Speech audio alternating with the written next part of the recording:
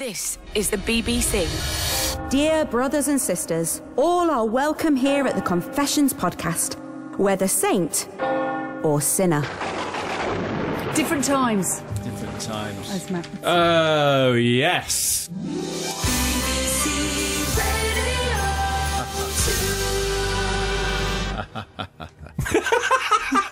That just doesn't sound like it. That sounds the most sinister laugh ever. Doesn't that sound jovial and kind of welcoming? No, welcome to the podcast. Even your children would run from you. Oh, they would do that anyway. Yeah. Absolutely. Anyway, it's another Confessions podcast from your friends at BBC Radio 2. Thanks for downloading us. Sister Bobby is here and looking amazing. Did you write that in your script? Brother Matt is here and looking extraordinary. Yes, I am. So here come a selection of tales. Jimbo's confession, Police Release Me, Sophia's confession, Pant music, and a classic confession from the crypt which plays out like a comedy episode of Casualty. First, we start with Hope's tale, These Boots Are Made for Sleepwalking. Simon Mayo's Confessions podcast. Please be seated. Dear Saintly Simon and brethren, and you are included, Bobby, in the brethren. I think we're using brethren generically. That's okay. Like guys. I get it. Is that okay? We can add the sisterhood if you No, like. it's right. I seek forgiveness on behalf of my beloved partner, Pablo, for a number of incidents which occurred one evening approximately 2 years ago. We had booked a hotel for an overnight stay on a busy Saturday. After a lovely stroll around Lytham, a visit to a number of hostelries, and a fine meal, we retired to the hotel where there was a resident DJ playing our kind of music. We even had a dance before deciding to go to bed early so that we were fresh for the day ahead. A hedonistic, no kids kind of day involving roller coasters, fish and chips, donuts, Yes. ice cream and whelks, if they took our fancy. Maybe not the one. Maybe not the whelks. That's why it was going pretty Yes, well. it was going very That's well. an interesting three-course meal, fish and chips, followed Probably by... don't have them before you get on the roller coaster either. Yeah. Interesting weekend, anyway. I was awoken later that night by a knock on the door. Realising that Pablo was not beside me, and the only other door, the bathroom door, was open, and he certainly wasn't in there, I stumbled out of bed to open it. There stood a very forlorn-looking Pablo, and a man seemingly in a management capacity at the hotel, who spoke like this. Excuse me, madam. This gentleman appears to be lost and has been looking for you, but as this room is... He used to be a copper. Yeah, he did. I'm He getting was that. a copper just a few Softly, months softly, before. yeah. From the 1950s, yeah. That's right. Go on. But as this room is booked under your name only, I need to confirm that he's with you before I allow him into your room. In a northerly direction. Have you seen this gentleman before? Now, at this point, I understood why the hotel manager had exercised a level of caution and hadn't just given Pablo our room number. I think I should point out that Pablo is a very well-built gentleman, a giant, in fact, very statuesque, but as big as a boulder and very, very muscular. He seemed a little dazed, but it was his attire that was the biggest surprise to me, because he wasn't wearing anything other than a large flannel. Or maybe it was a very small towel, difficult to tell. He managed it to tie it at the hips. It left very little to the imagination. I was tempted to say, never seen him before, but anyway, I claimed him and let him in. You see, Father Simon and brethren and the sisterhood, Pablo is a sleepwalker. It transpired. Then instead of getting out of bed and taking a left to the bathroom, Pablo took a right and ended up in the corridor, the door shutting and locking itself behind him. I had known him to sleepwalk before, but as it's such a rare occurrence, it hadn't occurred to us to block his exit into the public areas of the hotel. All he could say was, "Where were you? I couldn't find you." I didn't try to reason with him or try to volunteer that parading around the hotel in a face cloth was not my idea of fun. So anyway, we both went back to sleep. On waking, the events of the previous night came flooding back to Pablo. Apparently, this is a fairly common thing. If you sleepwalk, you do remember stuff the next day. I didn't know that. As we walked the corridors to the breakfast room, other triggers completed the puzzle. Pablo stopped outside one door and said, "Oh, this is the laundry cupboard, isn't it? I hid in there." Nobody passed, so I helped myself to something to cover me up. I resisted the urge to point out that actually there were bath sheets in there, which might have covered him slightly more adequately. He had actually chosen the smallest of all the items within. At reception, Pablo stopped again. "Oh, hang on. I came here last night to ask for help, but there was nobody here, so I went to the bar." Yeah, I went into the bar. Now, I have to say, we'd gone to bed early, and the bar was still very busy, so everyone must have been quite bemused by this naked giant, well, nearly naked giant, shouting, because it's my name, "I've lost hope! Oh, no! I need hope! I've lost hope!" Apparently one lady had shouted, "I'll give him hope." At this point, the night manager was located to help Pablo find his way back to me. You can understand it. Anyway, we made it to the breakfast room and to Pablo's 15 minutes of fame, where he received many knowing glances. "All right, big man." And a number of nods and winks from the other residents. Pablo, very embarrassed, ate his breakfast very quickly, suggested we check out early. We packed up and headed back downstairs to settle the bill. Only this time, we went a different way down to reception. On the way down the last corridor, he made a dramatic pause. "Oh no," he said, looking at one of those indoor topiary arrangements. "I think I relieved myself on that last night." He was mortified and insisted that I told the people at reception while he hid in the car park. I settled the bill and confessed on his behalf. "I'm very sorry," I said, "and you may or may not know this, but my partner is a sleepwalker, and last night he got a little bit lost in the hotel. The staff were all very kind to him, made sure he found his way back to our room, but he's very concerned that he might have answered the call of nature on your topiary bush, and we would like to offer compensation for any damage done." "Don't worry, madam," came the reply from the jolly receptionist. "Oh, don't worry, madam," came the reply from the jolly receptionist as she gestured towards a bank of CCTV monitors to her side. "I can verify that your husband did indeed water our topiary arrangement last night. My colleague and I watched him from here." Very entertaining it was too. "Anyway," says Hope, "Father Simon, forgiveness from the duty manager for having to bring him home wearing only a small towel, from any of the residents and other staff that got to see more of Pablo than they'd bargained for, and from the topiary bush. I also seek forgiveness for..." You can't ask forgiveness from a bush, but anyway. "I also seek forgiveness from Pablo because I have not told him to this day that he'd watered the plants, but I have told just about everybody else, including our kids." So he wasn't sure, he had a memory of it, but now I can confirm that he did do that, and he was on CCTV, and loads of people were watching him at the time. So this is Hope telling us the story about Pablo. I need hope. Anyway, it's an interesting sleepwalking. I don't think we've had a sleepwalking confession. Have we? I don't think so. Anyway, Sister Bobby, what are you saying? It's what a lovely story, actually. I thought it was heartening because I loved the hotel staff and what they did. It's a good job he found the laundry cupboard before he found anything else. Yes. Because it seems at least the basics were covered, if not everything. And it seems that, he's quite a handsome chap, well built, no offence.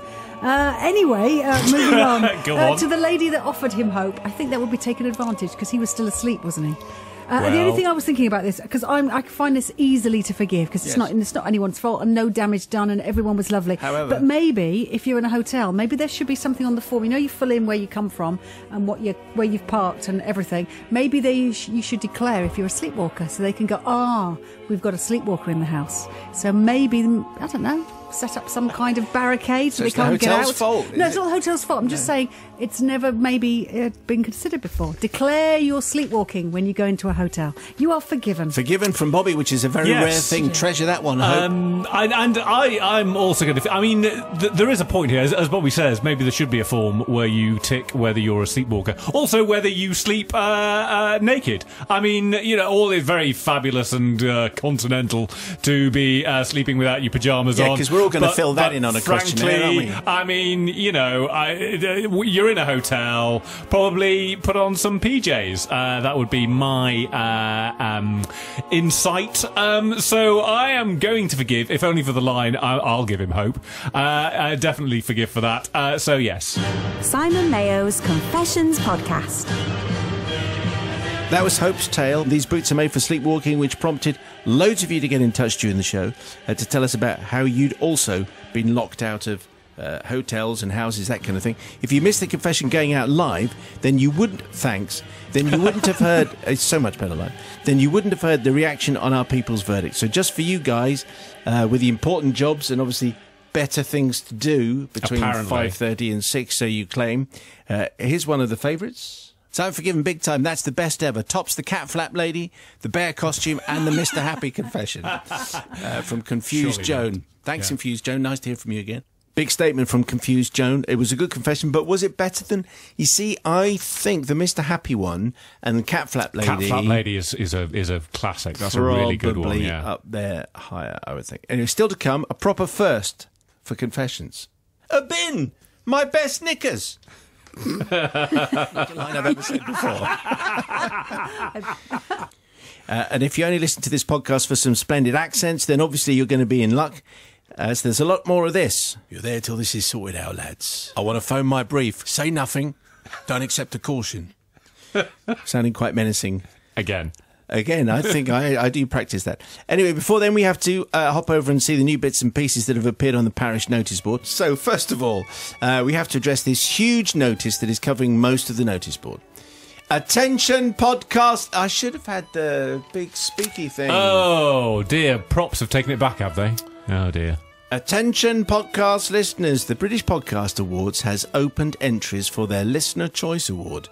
Can you believe the Confessions podcast, at the moment, is awardless? Disgraceful. But with your help, we can fix this. Acting together, united, with one common purpose. I like where this is going. Thank you. If you're listening to the podcast online right now, head to BritishPodcastAwards.com/vote.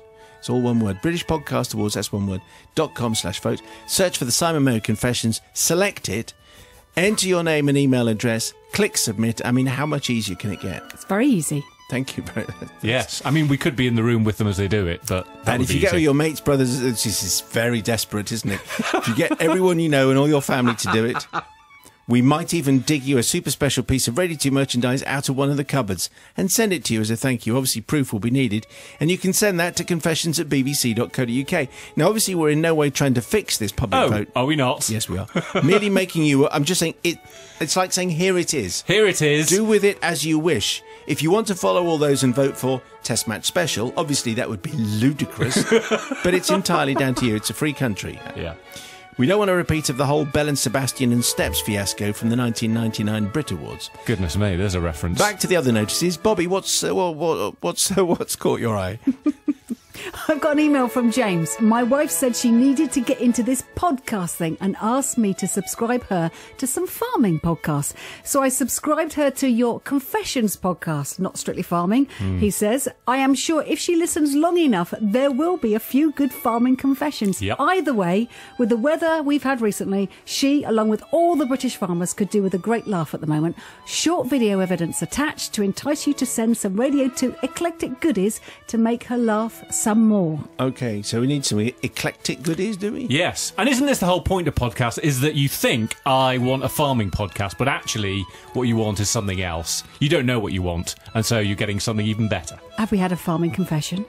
Yeah. yeah. We've had some, but we'd like some more. Yeah, definitely some more. Now, Bobby has to leave us for some other duties, don't you? I do, so I'm going to leave you two with a notice board. But Fabulous. Can you come back? I can come back. Okay, when you've done your other business. I don't mean you're doing that kind of... What?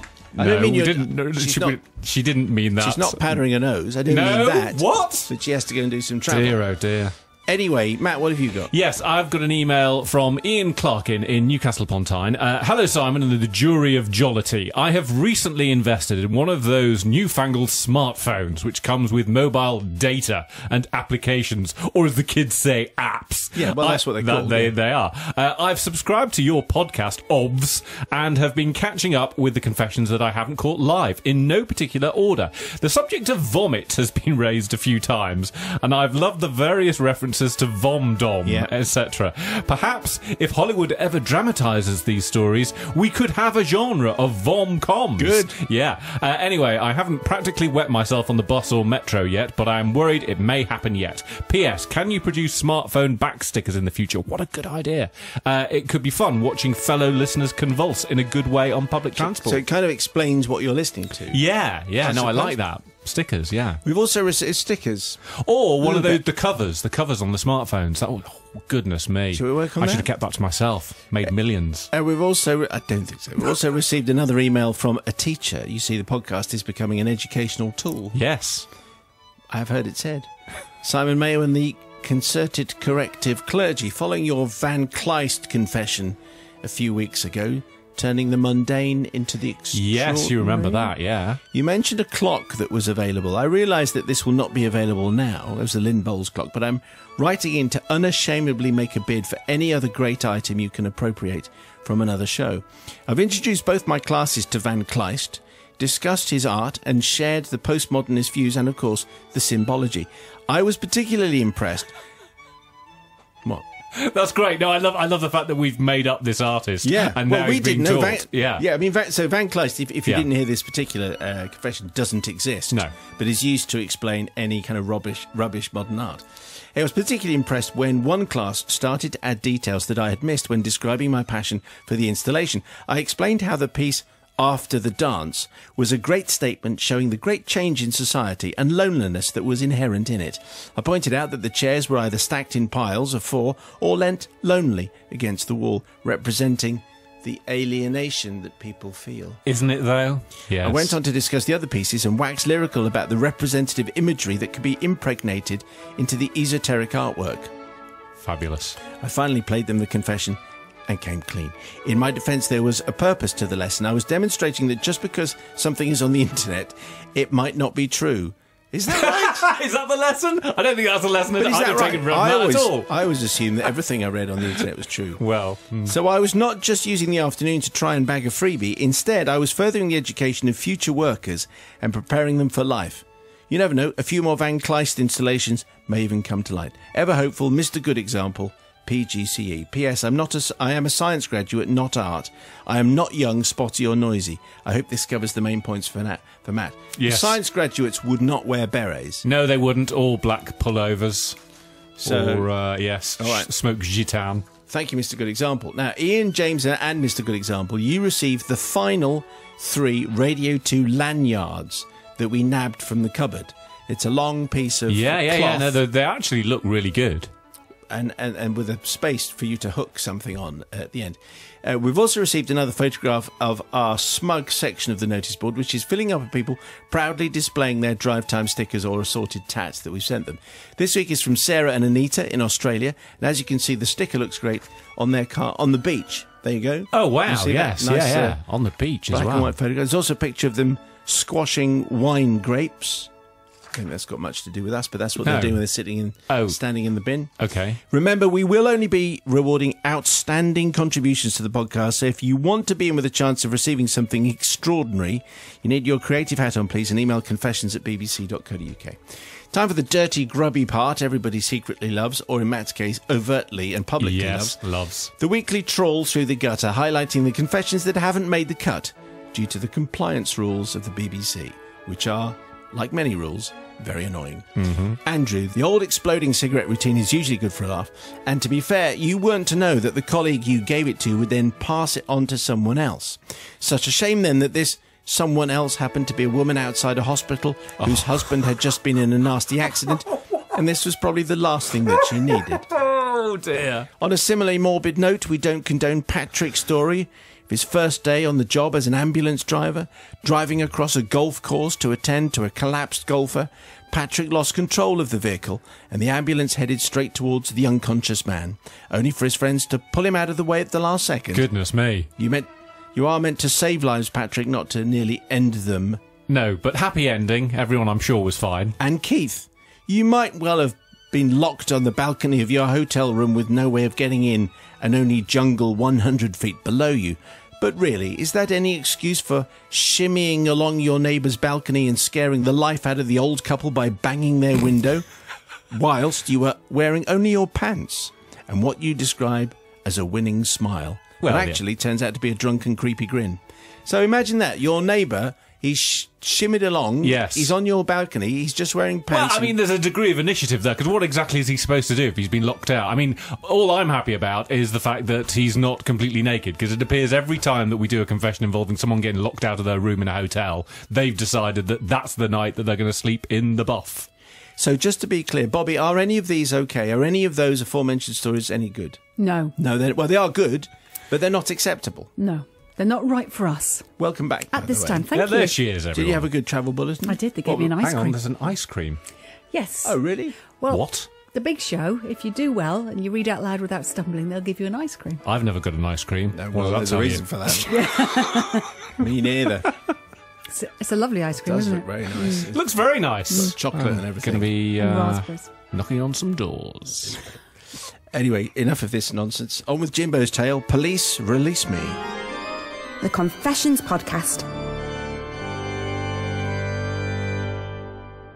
Dear Simon and his hopefully forgiving friends. Well, probably one will and Yes. the other won't, is my guess. My confession is set in the early 1990s. Target. First term at university. Myself and some newly made friends were walking home to our student halls in the early hours of the morning, kebab in hand, from a student night out at a local club. This is it. Yeah, go on. There are so many confessions which have started with exactly those opening sentences, but it could go in many, many directions. To our surprise, a police car pulled up, and the officers who got out informed us a group of youths matching our description had caused damage to a shop window in town.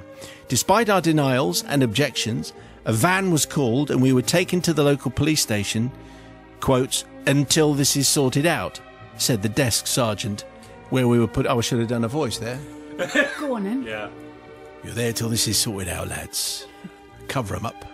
Anyway, we were put in a room Ray Winston again. Go on. to wait. Ray hasn't been around a while, you know. No. Well, at the station, we'd all seen episodes of Juliet Bravo, so we knew our rights. In the 90s. So we demanded our phone call.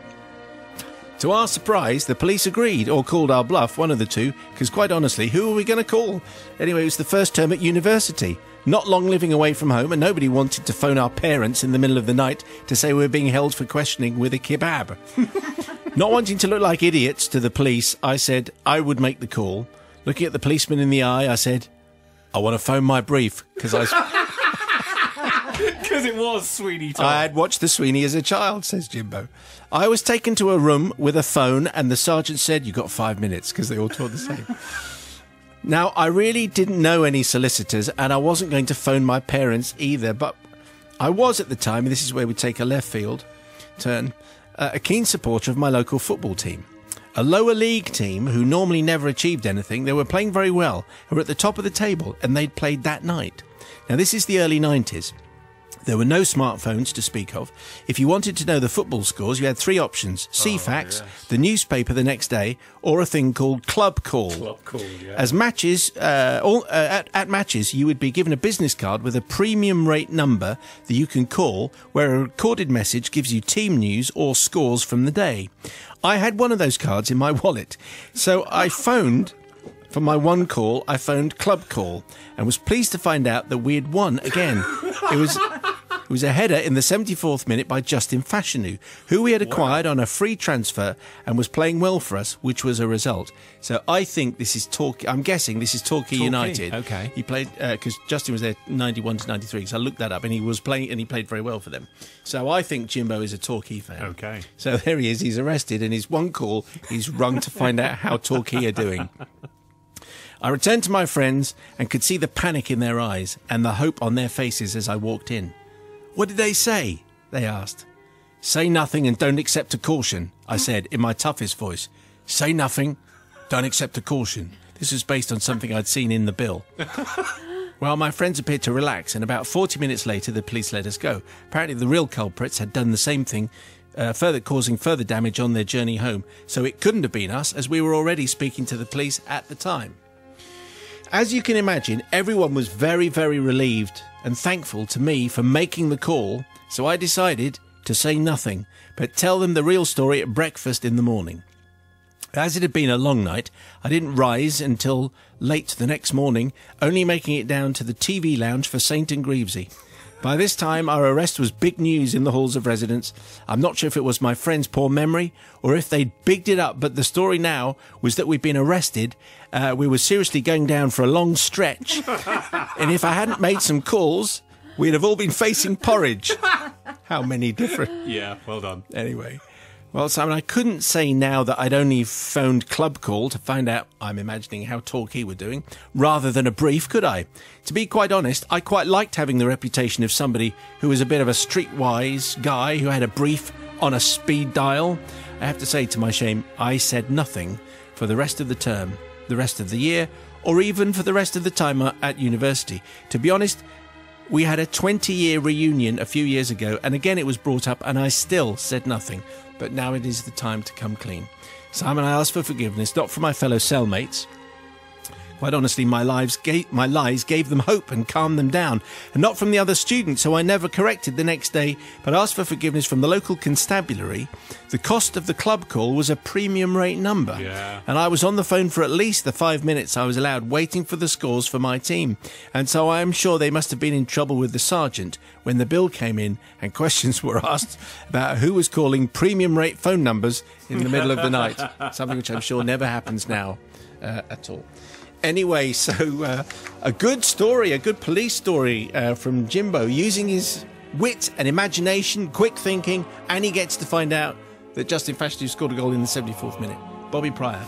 With all this bravado, I can still imagine that inside all of you were actually quite terrified. I mean, to be put in a van, to be taken to the station, and you weren't charged, which is good news, but actually the advice was good. Take a call, so there was good on that. I think in these circumstances, because I think you were actually quite scared, and this is a kind of distraction technique, I think I can forgive you. I think I really, really can forgive you. Wow. Actually, I feel for you, because I think you must have been actually really, really quite worried, because if something else hadn't been happening at the same time to clear your names, it could have ended up quite messy. We don't know, do we, really?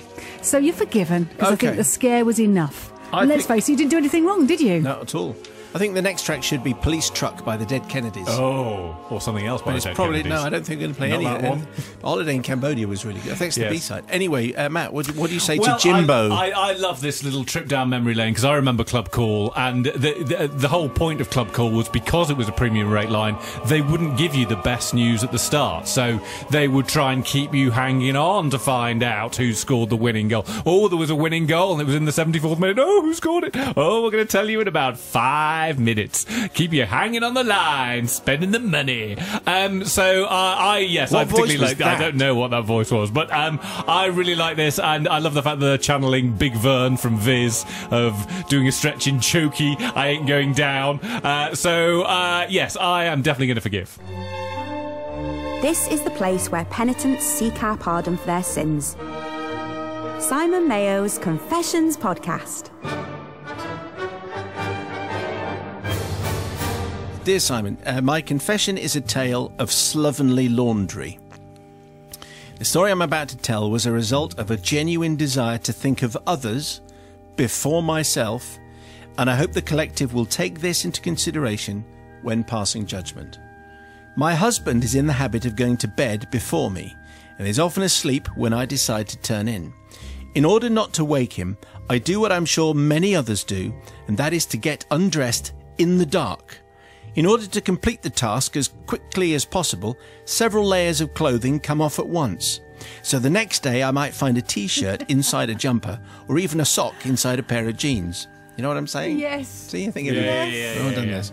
Indeed, I'm often guilty of putting the layers of clothing inside the washing machine and only noticing something inside when I feel a strange lump in a trouser leg or arm of a shirt. I think everyone has done this. This bad habit was highlighted one Saturday many years ago when I was teaching languages in a large comprehensive school. You may ask, why a Saturday? Teachers don't work Saturdays. Well, not most of them. Well, this one has been known to do so, especially when I was still young and very keen. Together with the rest of the languages department, I volunteered to give up my Saturday to go to a conference. Let's hear it for the teachers. It was to take place in Galston near Great Yarmouth. On arriving at the venue for the conference, we were all excited at the prospect of discussing ways of rising to the challenge of teaching French in Norfolk. Apologies to the people of Norfolk. As befits most meetings, we were invited to chat to the other delegates over a cup of tea or coffee and a plate of digestive biscuits. Chairs were arranged in a ring, with the tea urn, jugs and cups at one end and a large space in the middle, a bit like circle time in primary schools. I walked over and I helped myself to coffee before returning to my seat, and was just indulging in some idle chatter with my neighbour when out of the corner of my eye I noticed some bright-coloured material on the floor next to the tea urn. Oh no. I recognised the material at once. It was turquoise blue with black spots on and lace around the edges. This is where Matt says hello.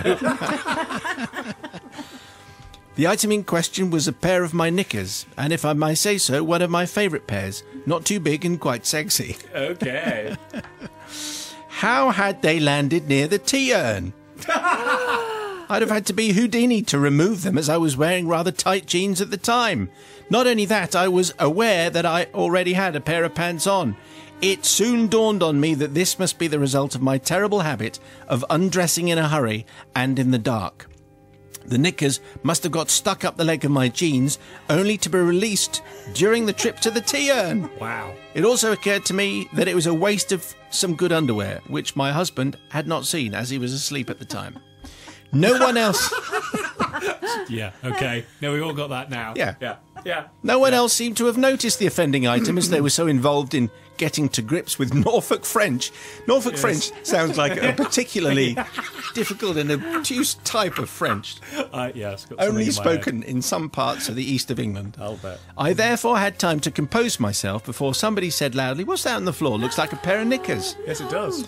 There was laughter and accusing looks from the group. Unfortunately, the lady next to the tea urn went bright red, as she was the obvious culprit. Not only did she look guilty, but she was wearing a light cotton dress, which would have allowed the pants to escape with ease. Meanwhile, I'm ashamed to say I continued with my conversation and allowed her to be the main suspect. Years later, I still feel guilty about letting this innocent lady take the blame. She was not even rewarded with a present of the sexy pants, as they were discreetly removed from the room and placed in a bin. A bin! My best knickers! Not a line I've ever said before. Therefore, I ask forgiveness from your holinesses for the pain and embarrassment that this lady suffered due to my failure to own up at the time. In my defence, I did admit my sin to the rest of my department on the way home, and when I left the school, I was rewarded with a certificate and Oscar, not for my role in the movie Sleepless in Seattle, but for Nicholas in Galston, which was the obscure follow-up, Certificate 18. Sophia's Slovenly Laundry Confession, judged now by Bobby Pryor. Okay, there is one situation that could have made this even worse, because you lost your best pants.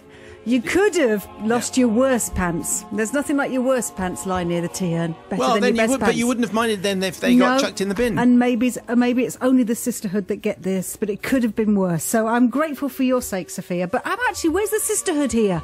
That's where every woman in the room should have just walked over and said, "They're mine," and everybody should, Spartacus. "They're my pants." Yes, They're that's my what pants. I think that's what you should have done, Sophia. That's what you should have done. You shouldn't have left her alone, because it wasn't her fault, and I'm sure it's happened to many of us many times. Socks and all sorts of things when it all goes in the washing machine together, and it shouldn't. You need to separate your bits, as I keep shouting at people in our household. Just don't put them in at once. That goes down well. Anyway, Sophia, you're not forgiven. Not forgiven, okay. Because it's not fair. Brother Matthew. I like to think I'm rather good at the whole taking off of the clothes and everything coming off and in the same spot. So that it looks like I've sort of self-combusted and everything's just fallen off and there's no trace of me left. I'm very good at that. I'm definitely... I mean, it strikes me that I've never worn those kind of... well, I'm not going to get into what kind of... You've never worn... I don't know. Really? Well, no, those sort of turquoise very, blue very with black spots on and lace around the edges. Not a lot of material there left to the imagination. So I think, in summary, I am going to forgive. Because well, I mean, we would all have done the same thing. I think that's probably right. I suppose some people might have said, "Oh, they're mine." Yes, no, some people would have done, and good for them, but not me, or indeed any of the rest of us. Simon Mayo's Confessions podcast. That was Sophia's Confession pant music, which prompted everyone to get in touch with similar stories, like this one from someone who preferred to remain anonymous. Forgive me, Father Simon, this happened to me in a pub. I walked to the bar to pick up a menu, and my knickers were hanging out of my jean leg. A very handsome gentleman bent down and pulled them out like a magician tugging a tablecloth. And said, "I think these belong to you, madam." No. Yeah. What? Well...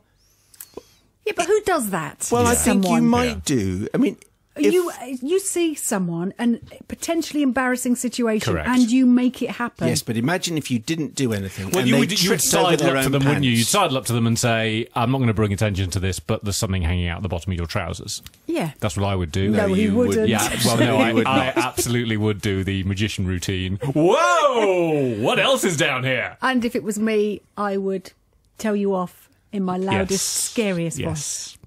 How does that go? You don't want to hear it. Anyway, thanks very much for those. Now it's time for the most recent confession we've excavated from the crypt. This week's has been requested from Pippa Tanner and Emma Gaston, and as we mentioned earlier, plays out as if the Casualty scriptwriters have had one too many down the pub. This is Don't Go Breaking My Arm. The Confessions Podcast.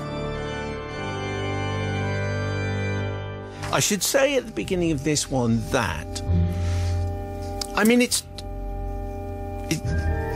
I don't know what kind of warning to give you, really. Okay. Wow, this is All good. I'm saying is, you know Suspense. the opening few minutes of Casualty? Oh, yeah. Okay. It's a bit like that. Right. Okay. Yes. Debbie, thank you very much indeed for your tale. Dear Father Simon and the Holy Collective, forgive me, for I have sinned.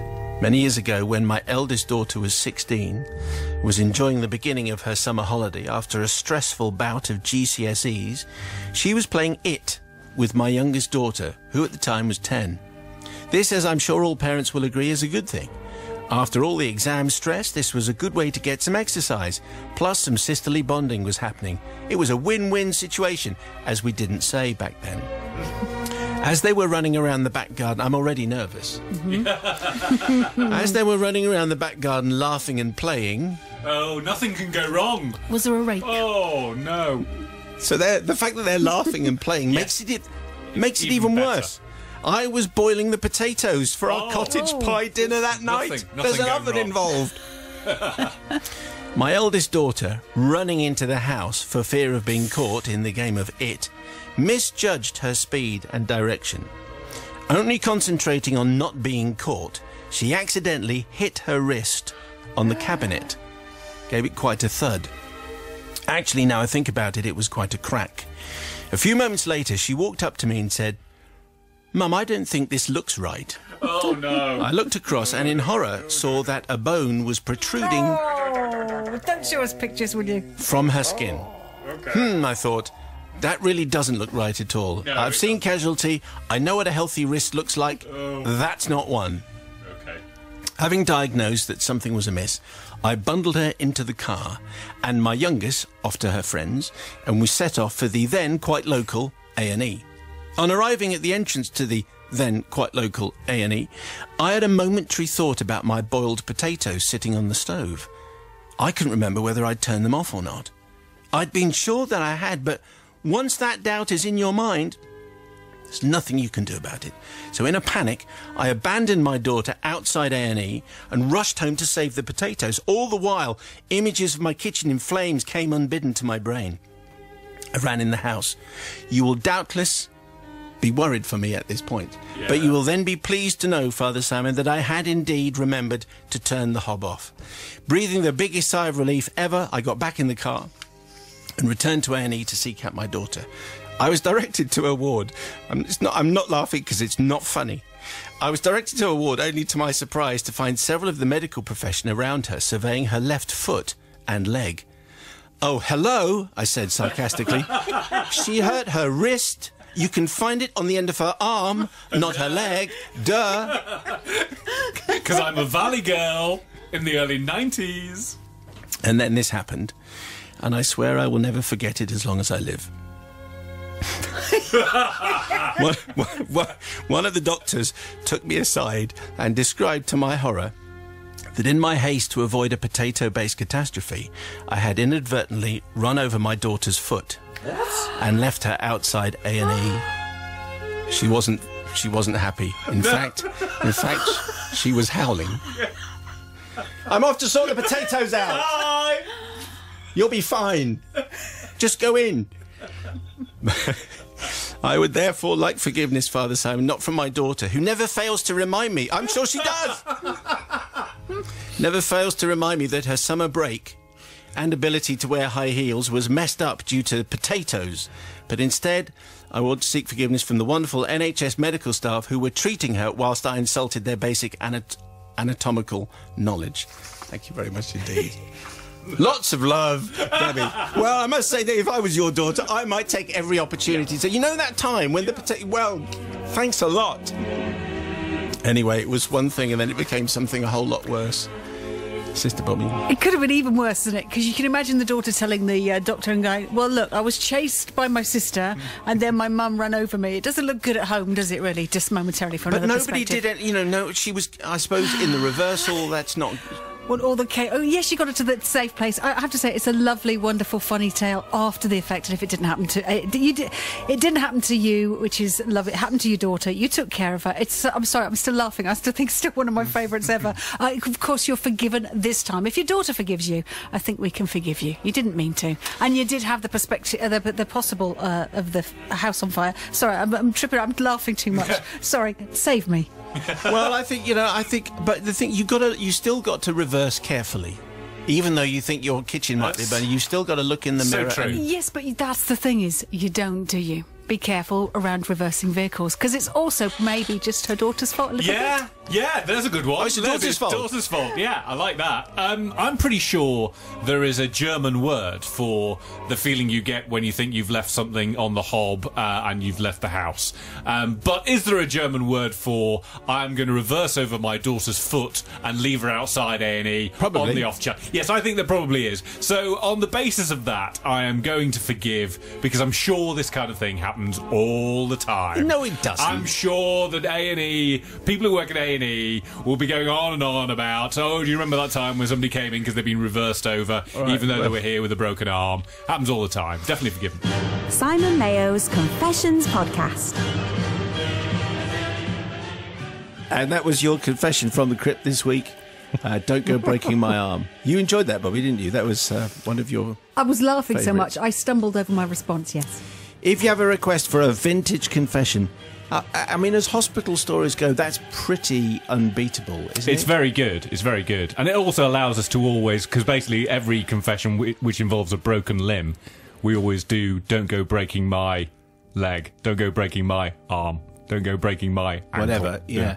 There was a confession that I actually read out on air back in Radio 1 days, very, very early on. Okay, this isn't going to be This might good, not is make it in, but No, it anyway, won't. but it's a podcast, so it's slightly Oh, different. so we can. Yeah, Okay. go ahead then. Yeah, fine. I'm going to make it last so long that actually the ice cream melts and Bobby has you nothing left. No, it's actually it was very brief. It came from a hospital orderly in Southampton. I'm sure I've told you this before. Whose job was to prepare people for operation.